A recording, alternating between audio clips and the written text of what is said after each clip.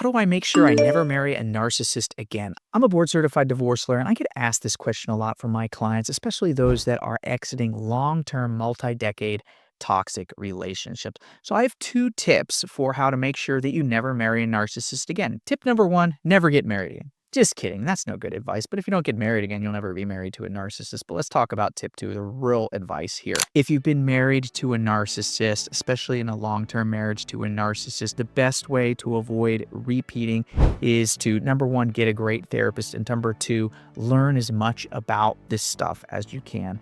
When you have a great therapist, they can help you understand what attracted you to this person. What is it possibly about your upbringing as a child that got you married to this narcissistic ex in the first place?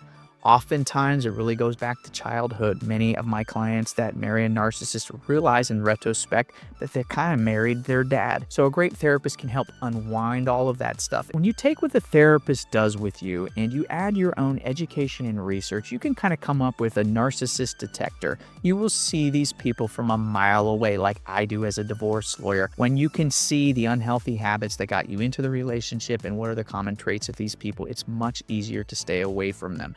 What do you do besides that to avoid marrying a narcissist? I think it comes down to living the life that you desire and deserve to be living. Come up with a vision for your life of what's going to make you whole, what's going to make you happy, what's going to make you a healthy person. What is your ideal life written down on a piece of paper, and start living it. It doesn't all happen at once. It comes in dribs and drabs. There'll be 2 steps forward, 1 step back after a really hard divorce. But eventually, if you start living the life that you're dreaming about, you're not going to need one of these toxic people in your life.